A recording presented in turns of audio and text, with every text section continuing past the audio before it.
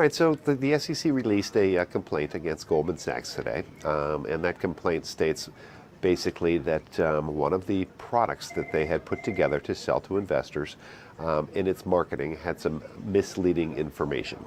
So basically, the fraud that they're alleging that Goldman actually put together marketing material that wasn't consistent with the facts in terms of how this synthetic product, this CDO, was actually put together. And I think that's the gist of it. They've got a 22-page complaint that just came out this morning, and people are trying to get their arms wrapped around exactly what that means. But in layman's terms, basically, the SEC is saying Goldman was deceptive and misleading in the way they marketed a particular product. So Goldman Sachs has long been one of the top investment banks, and if you look back at over the last couple of years of this financial crisis we went through, they certainly were able to come out of it in a better fashion than a Bear Stearns or a Lehman did.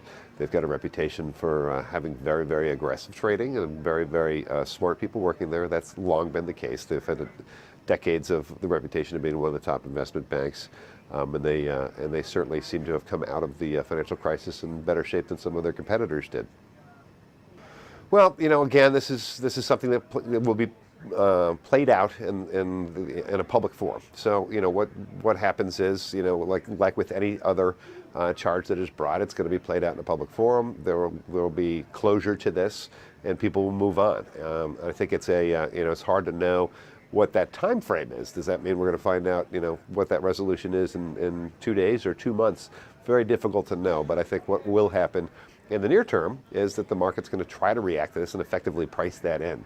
The market's not a perfect pricing mechanism in the short run, so you'll see an overreaction probably overall, and then we'll see something that's much more balanced when we find out what the rest of the details are in terms of settlements.